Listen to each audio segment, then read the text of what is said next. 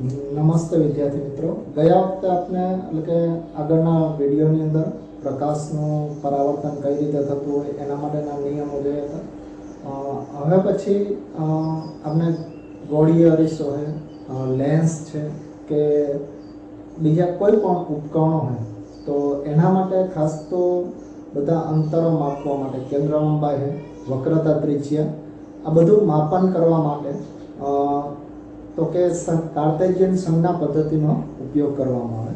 તો એના વિશે આપણે અભ્યાસ કરશું। તો કાર્ટેશિયન સંજ્ઞા પદ્ધતિની અંદર કોઈક આપણે અંતર્ગોળ અરીસો કે બહિર્ગોળ અરીસો કે લેન્સ એના માટે અંતરો કઈ રીતે માપવા એના વિશે અભ્યાસ કરશું।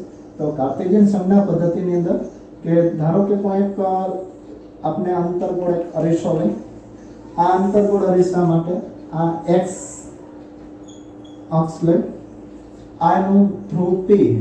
જો લેન્સ લેતા હોય તો લેન્સ માટે ઓપ્ટિકલ કેન્દ્ર, પ્રકાશીય કેન્દ્ર લઈ x અક્ષ લઈ શકે। તો આના માટે જો સંજ્ઞા પદ્ધતિ માટે પહેલો સંજ્ઞા પદ્ધતિ માટેનો નિયમ છે કે બધા જ અંતરો ધ્રુવ P ની સાપેક્ષે માપવા, કે બધા જ અંતરો ધ્રુવ P ની સાપેક્ષે માપવા, કે જ્યાંથી અંતર માપવાનું હોય એ ધ્રુવ P અથવા અહીંયા ધ્રુવ P લીધું એને બદલે કદાચ પ્રકાશીય કેન્દ્ર એટલે કે ઓપ્ટિકલ કેન્દ્ર O થી પણ તમે માપી શકો। બધા જ અંતરો ઓપ્ટિકલ કેન્દ્રથી માપવા। આમ તો અંતર તો તમે કોઈ પણ જગ્યાએથી માપી શકો, પણ માપનની શરૂઆત છે એ ધ્રુવ P થી કરવી, ધ્રુવ P ની સાપેક્ષે માપવા। અથવા અહીંયા તમે ઓપ્ટિકલ કેન્દ્ર પણ જોઈ શકો, ત્યાંથી માપનની શરૂઆત કરી। બીજો નિયમ છે કે આપાત પ્રકાશની દિશામાં માપેલા અંતરો ધન ગણવા, કે આપાત પ્રકાશની દિશામાં માપેલા અંતરો ધન ગણવા। આપાત પ્રકાશ ધારો કે આ ચાંદીની ઢોળ ચડાવેલો અંતર્ગોળ દિશા, આ પરાવર્તક સપાટી, આપાત પ્રકાશની દિશા લે,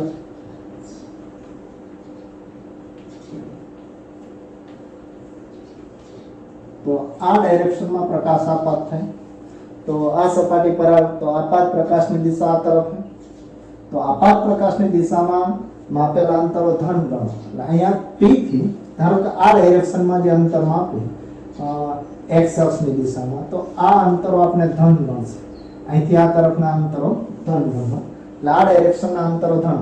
એ જ રીતે ઓપ્ટિકલ કેન્દ્ર હોય તો O થી આ ડાયરેક્શનના અંતર, આપાત પ્રકાશની દિશા હોય તો આ ડાયરેક્શનના અંતરો બધા ધન ગણવા। અને એનાથી વિરુદ્ધ આપાત પ્રકાશની વિરુદ્ધ દિશાના, એટલે અહીંથી ધારો કે આ ડાયરેક્શનમાં આપાત પ્રકાશ આ તરફ છે તો આ તરફના અંતરો ઋણ ગણવા। એટલે આપાત પ્રકાશની વિરુદ્ધ દિશામાં ના અંતરો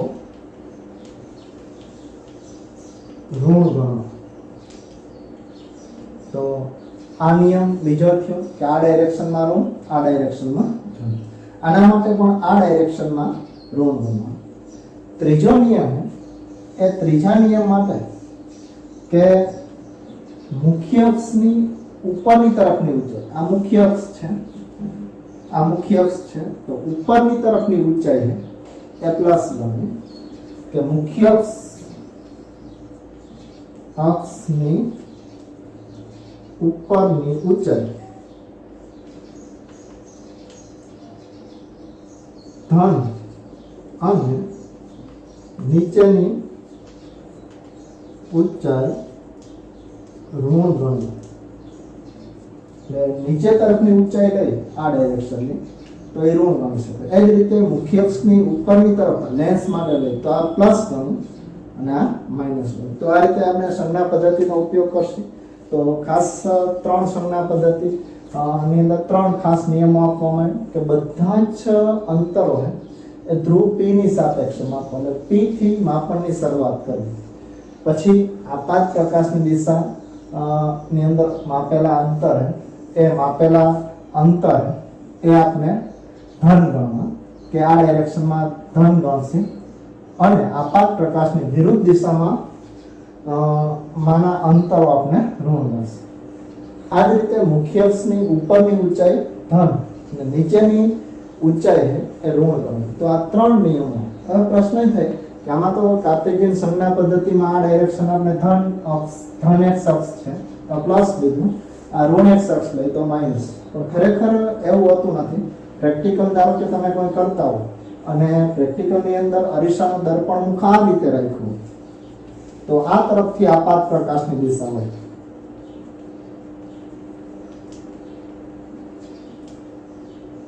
આપાત પ્રકાશની ડાયરેક્શન આ તરફ હોય તો બધા અંતર, પહેલો નિયમ તો જળવાઈ જ રહેશે. બધા જ અંતરો ધ્રુવ P ની સાપેક્ષે જ માપવા કે અહીંથી જ માપવાની શરૂઆત કરી. પણ આ મુખ્ય અક્ષ છે તો આપાત પ્રકાશ આ ડાયરેક્શન તો આ તરફના અંતરો ધન ગણવા અને આ ડાયરેક્શનના અંતરો ઋણ ગણવા.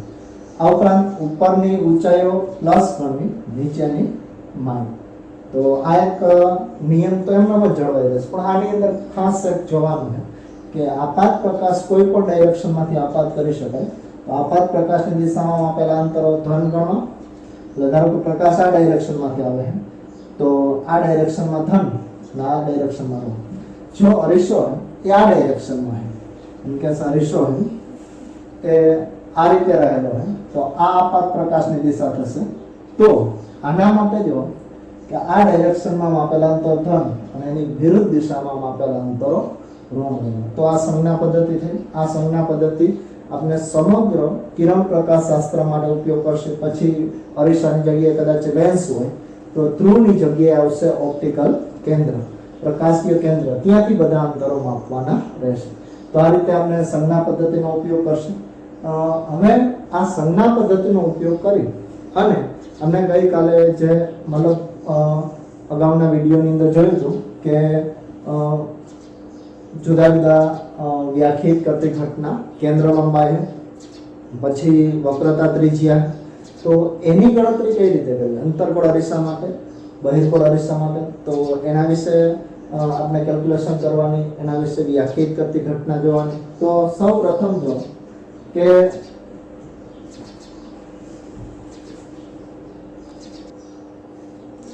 તો હવે જે ગોળીય અરીસાની કેન્દ્ર લંબાઈ વિશે અભ્યાસ કરવાનો. આમ તો ગઈકાલે જ વ્યાખ્યાયિત કરતી ઘટના જોઈ હતી કે કોઈ પણ ગોળીય અરીસો હોય, ધારો કે તમે અંતર્ગોળ અરીસો લ્યો તો અંતર્ગોળ અરીસો આ ધ્રુવ P તો બધા જ અંતરો ધ્રુવ P થી માપવાના છે.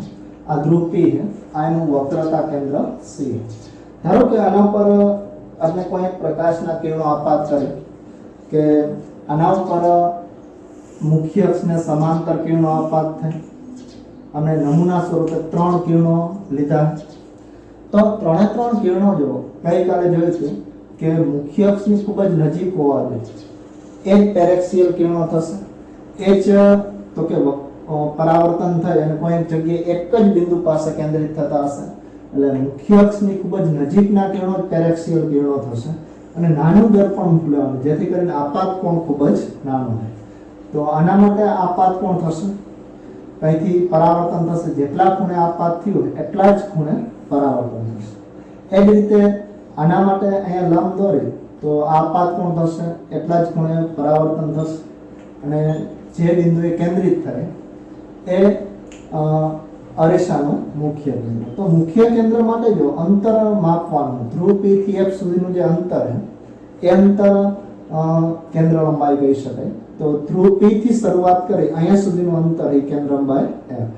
તો આપાત પ્રકાશની ડાયરેક્શન આ તરફ છે, આપણે એનીથી વિરુદ્ધ અંતર માપી તો અંતર્ગોળ અરીસા માટે આ કેન્દ્ર લંબાઈ આવશે એ ઋણ આવશે. કેન્દ્ર લંબાઈ કેવી હશે, ઋણ. અંતર્ગોળ અરીસા માટે F હંમેશા ઋણ લે. પછી વક્રતા ત્રિજ્યા માપતા હોય તો વક્રતા ત્રિજ્યા પણ અહીંથી અહીં સુધીનું અંતર માપશે તો r વક્રતા ત્રિજ્યા પણ કેવી આવશે, ઋણ.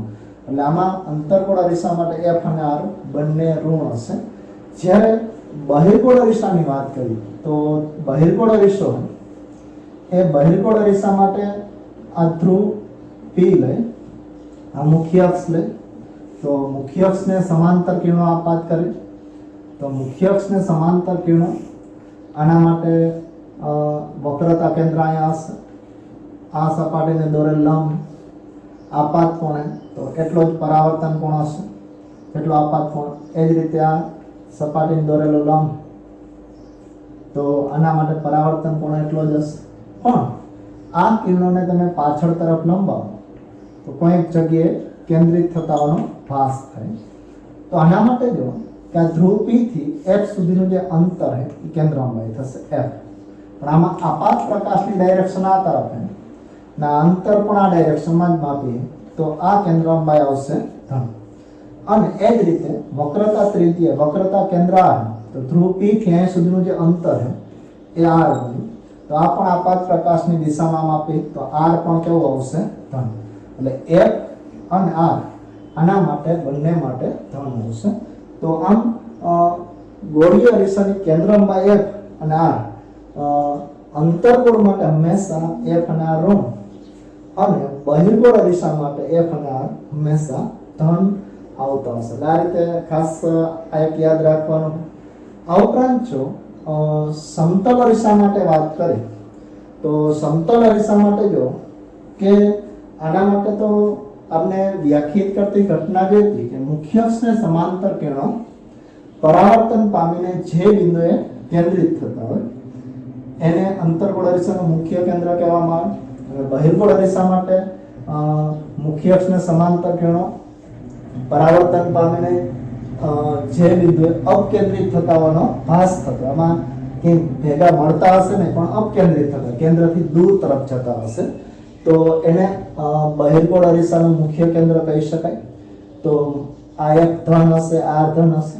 પણ ધારો કે સમતલ અરીસાની વાત કરીએ તો સમતલ અરીસો ખરેખર એવું કહી શકાય કે ખૂબ જ એના માટે જો કે સમતલ અરીસા માટે કે સમતલ અરીસો હે એ શેમાંથી બનેલો હોય તો આના માટે જો ધારો કે તમે કોઈ એક વર્તુળ લ્યો r ત્રિજ્યાનું, આમાંથી એક અરીસો બનાવો, અંતર્ગોળ અરીસો બનશે. વક્રતા ત્રિજ્યા થોડું મોટું વર્તુળ વિચારો તો ત્રિજ્યા આ, પણ વક્રતા એમ ત્રિજ્યા તમે વધારતા જાઓ તો આની નાની અમથી સપાટી જો કે આ વક્ર સપાટી એના કરતા થોડીક વક્રતા ઓછી થાય, હજી ઓછી થાય, હજી મોટું વર્તુળ વિચારો, હજી મોટું વર્તુળ વિચારો, એમ કરતા કરતા જો r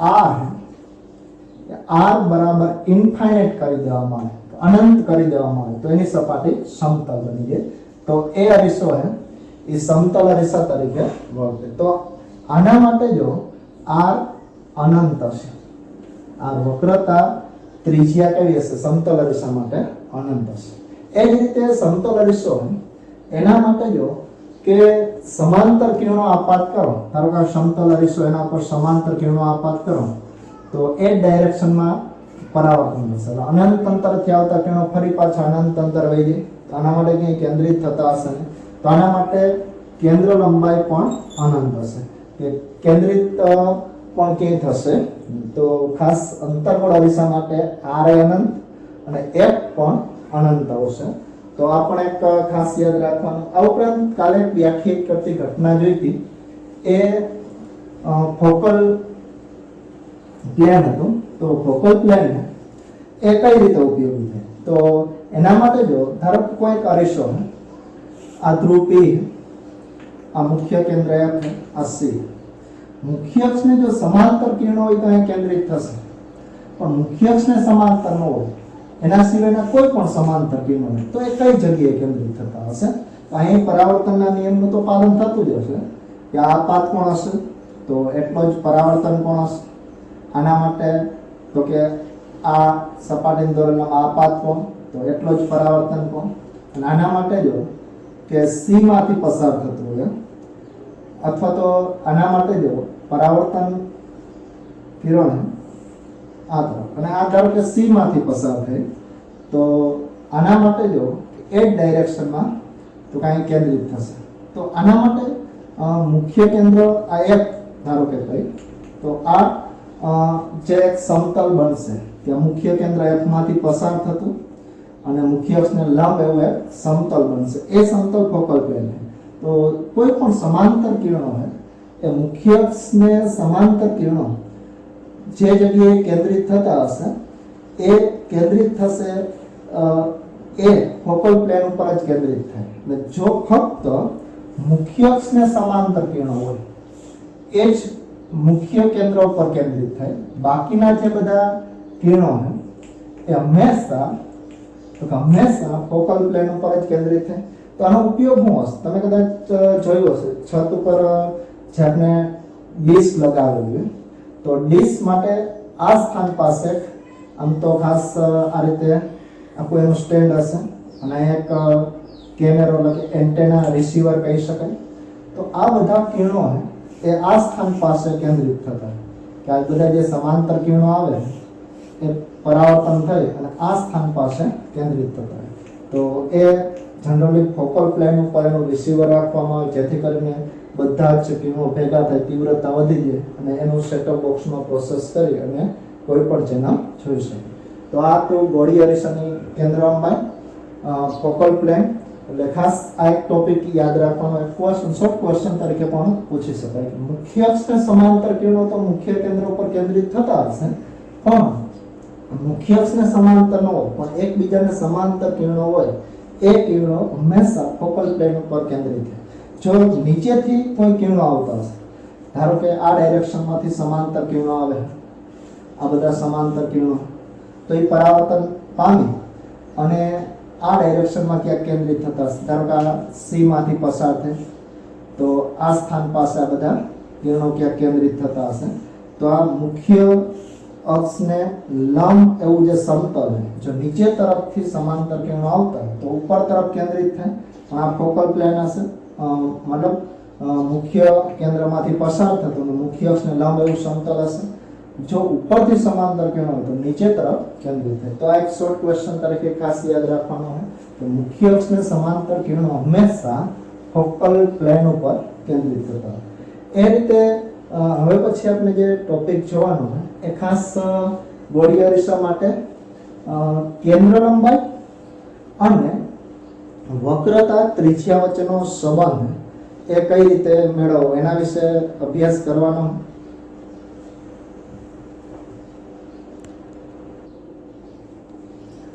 તો વિદ્યાર્થી મિત્રો, ગોળી અરીસાની કેન્દ્ર લંબાઈ અને વક્રતા ત્રિજ્યા વચ્ચેનો સંબંધ મેળવવાનો. તો આ એક ખાસ 2 માર્કની અંદર ક્વેશ્ચન પૂછી શકાય એવો છે કે ગોળી અરીસાની કેન્દ્ર લંબાઈ અને વક્રતા ત્રિજ્યા વચ્ચેનો સંબંધ.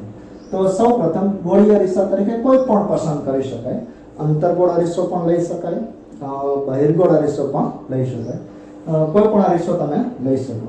પણ એના માટેની ખાસ શરત છે કે આપણે પેરેક્સિયલ કિરણોનો જ ઉપયોગ કરશે અને નાના દર્પણ ધરાવતા જ અરીસાનો ઉપયોગ કરશે. તો અમે 2 પ્રકારના અરીસા માટે વિચારી. ધારો કે તમે અંતર્ગોળ અરીસો, તો અંતર્ગોળ અરીસાની ધ્રુવ P આ વક્રતા કેન્દ્ર, તો આના માટે જો કે વક્રતા કેન્દ્ર ધ્રુવ P થી અહીંયા સુધીનું જે અંતર એ આપણે r બનશે, વક્રતા ત્રિજ્યા r.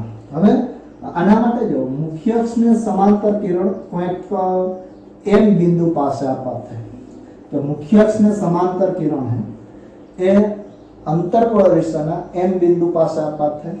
તો આના માટે જો કે આમાંથી આપણે એક લંબ દોરીએ કે આ બિંદુ પાસે લંબ. એટલે ખાસ એક ધ્યાને રાખવાનું કે કોઈ પણ કે વર્તુળ હોય તો એનો નાનો અમથો ભાગ એ જ અરીસો હોય. તો ધારો કે આ m બિંદુ છે તો ત્યાં લંબ કઈ રીતે દોરવો? તો વક્રતા કેન્દ્ર C અને m ને જોડતો એક રેખા દોરો તો એ બિંદુ પાસે હંમેશા લંબ હશે. તો આ લંબ, આ જે લંબ માટે આપાત કોણ એ ધારો કે થીટા જેટલો છે, તો ભૂમિતિના નિયમ પ્રમાણે આ ખૂણો પણ થીટા જેટલો થાય. માપ ખૂણો MCP પણ જો આપાત કોણ એ આપાત કોણ થીટા હોય,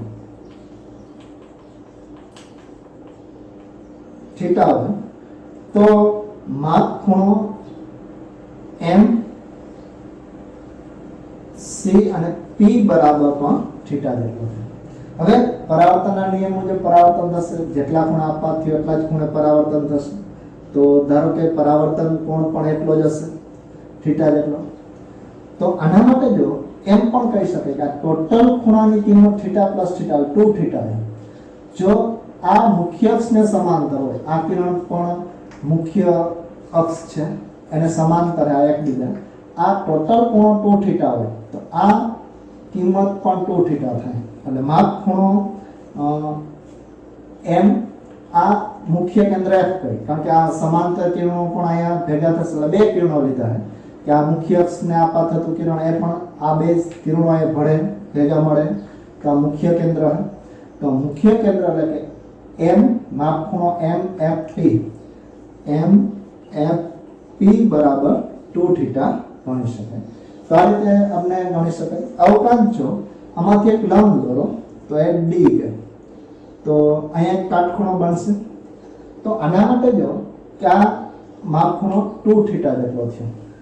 હવે ધારો કે અહીંયા બે કાટકોણ ત્રિકોણ છે, એક કાટકોણ ત્રિકોણ તો કે એક કાટકોણ ત્રિકોણ MCD અને એક કાટકોણ ત્રિકોણ MDF। તો આના માટે જો કે આ ત્રિકોણ માટે કે કાટકોણ ત્રિકોણ MB અને C માટે આમ લખી શકાય tan થીટા બરાબર સામેની બાજુ MD છેદમાં તો કે છેદમાં CD લખી શકે। અને એ જ રીતે બીજો કાટકોણ ત્રિકોણ એટલે કે MDF ત્રિકોણ MDF માટે તો MDF માટે tan 2 થીટા લે તો tan 2 થીટા બરાબર સામેની બાજુ MD છેદમાં FD લખી શકાય FD લખી શકાય। પણ અહીંયા જો આપણે ખાસ તો પેરેક્સિયલ કિરણોનો જ ઉપયોગ કરેલો તો આ આપાત કોણ નાનો હશે, આપાત કોણ ખૂબ જ નાનો હોય તો આપણે એવું ગણી શકાય કે આપાત કોણ ખૂબ જ નાનો હોય કે થીટા ખૂણો ખૂબ જ નાનો હોય તો tan થીટા એપ્રોક્સિમેટલી થીટા અને tan 2 થીટા એપ્રોક્સિમેટલી 2 થીટા। તો આ સમીકરણની અંદર આપણે tan થીટા એપ્રોક્સિમેટલી થીટા બરાબર MD/CD લખી શકીએ। આ સમીકરણ અહીંયા લખ્યું છે। એ જ રીતે આ સમીકરણની અંદર tan 2 થીટા બરાબર એપ્રોક્સિમેટલી 2 થીટા અને એના માટે MD/CD એટલે આ જે એને માટે અહીંયા આપણે આપેલું તો આ સમીકરણ 1 કહી દે, આ સમીકરણ 2। તો સમીકરણ 1 ની કિંમત સમીકરણ 2 માં મૂકો। અહીંયા થીટાની જગ્યાએ જો 2 થીટા છે તો 2 થીટા ની જગ્યાએ થીટાની કિંમત મૂકી તો સમીકરણ 2 ની કિંમત અથવા સમીકરણ 1 ની કિંમત સમીકરણ 2 માં મૂકતા તો આ સ્થાન પાસે આપણે મૂકી આની કિંમત આ સ્થાન પાસે મૂકી તો 2 થીટાની કિંમત આ કિંમત એ આ સ્થાન પાસે આપણે એડ કરવાની કે થીટા એટલે MD/CD થશે તો અહીંયા MD/CD લખી શકાય બરાબર MD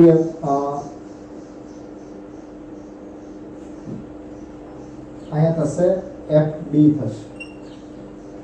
તો આના માટે જો કે અહીંયા MD/FD લખી શકાય। તો આ રીતે તમે tan 2 થીટા MD/FD લખી શકાય અને આના માટે CD। તો આ દૂર થશે તો અહીંયા રહેશે અથવા તો FD બરાબર આ FD ને કરતા બનાવી તો અહીંયા CD ના છેદમાં 2 થઈ જશે। હવે જો FD બરાબર અહીંયા CD ના છેદમાં 2। હવે જો કે આ નાનું દર્પણનું છે પેરેક્સિયલ કિરણો આપેલા તો D અને P વચ્ચેનું અંતર ખૂબ જ અવગણ્ય છે। જો આ બે વચ્ચેનું અંતર અવગણ્ય હોય તો CD ઇક્વલ ટુ અહીંયા CD ઇક્વલ ટુ કે આકૃતિ પરથી પરથી CD એપ્રોક્સિમેટલી CP અને CP બરાબર C થી P સુધીનું અંતર છે એ R જેટલું છે અને C અથવા તો F થી D સુધીનું અંતર FD એપ્રોક્સિમેટલી FP ગણી શકાય ઇક્વલ ટુ F ગણી શકાય એટલે F થી D સુધીનું અંતર લ્યો અહીંથી અહીંયા સુધીનું અંતર એ F લઈ શકાય તો FP બરાબર F લખી શકાય તો આ બંને કિંમત આ સ્થાન પાસે મૂકી દે તો સમીકરણ 3 પરથી FD બરાબર F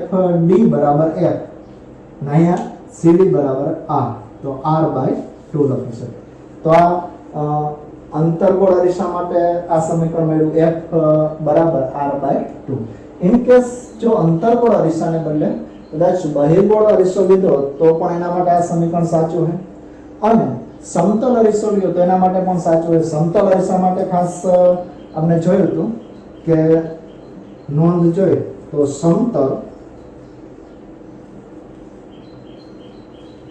અરીસા માટે F અથવા તો R અનંત હોય તો F બરાબર અનંત અનંત મૂકો તો F પણ કેટલું થઈ જશે અનંત સમતલ અરીસા માટે R અને F એ હંમેશા અનંત હોય બાકી આના માટે જો સંજ્ઞા પદ્ધતિ ઉપયોગ કરો તો અંતર્ગોળ માટે બે માઈનસ હશે બહિર્ગોળ માટે પ્લસ એટલે આ સંબંધ એ તમે કોઈ પણ પ્રકારના અરીસા માટે લાગુ પાડી શકો તો આ રીતે ખાસ આપણે જો ફરીથી એક વખત રિવિઝન જોઈ લે કે અંતર્ગોળ અરીસા ઉપર n બિંદુએ તમે પ્રકાશનું કિરણ આપાત કરો તો સમાંતર કિરણ પરાવર્તન પામે f બિંદુ પાસે કેન્દ્રિત થશે તો આના માટે આપાત કોણ થીટા જેટલો થશે cm એ n બિંદુએ સપાટીને દોરેલ લંબ તો આ ખૂણો પણ તો કે થીટા જેટલો થશે પરાવર્તન કોણ થીટા જેટલો થશે આ ટોટલ ખૂણો 2 થીટા હોય તો આ ખૂણો પણ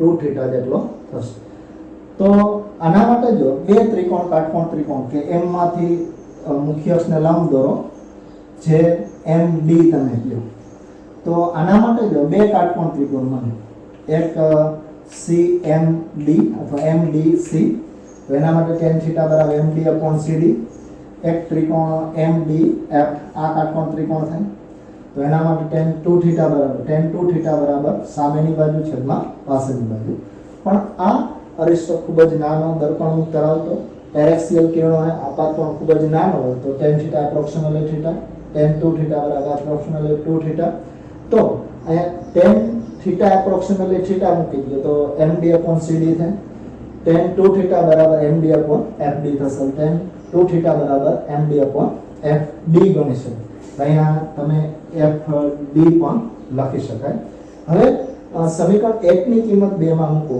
તો MD દૂર થશે 2/CD નવાણો પણ FD ઉલટાવી નાખો FD બરાબર CD/2 અને આકૃતિ પરથી આ બે વચ્ચેનું અંતર ખૂબ જ આમાંથી લંબ દોર્યો તો C અને D વચ્ચેનું અંતર ખૂબ જ ઓછું હોય તો આ અંતર R હોય તો આટલું અંતર પણ લગભગ R જેટલું થશે અને FP અને FD વચ્ચેનું અંતર અવગણ્યું હોય તો આ પણ F જેટલું થશે તો આ બંને કિંમત અહીંયા મૂકી F બરાબર R/2 તો આ એક સમીકરણ અંતર્ગોળ બહિર્ગોળ કે સમતલ બધા જ પ્રકારના અરીસા માટે લખી શકાય નોંધની અંદર આપણે જોયું સમતલ અરીસા માટે R અનંત હોય તો F પણ અનંત હશે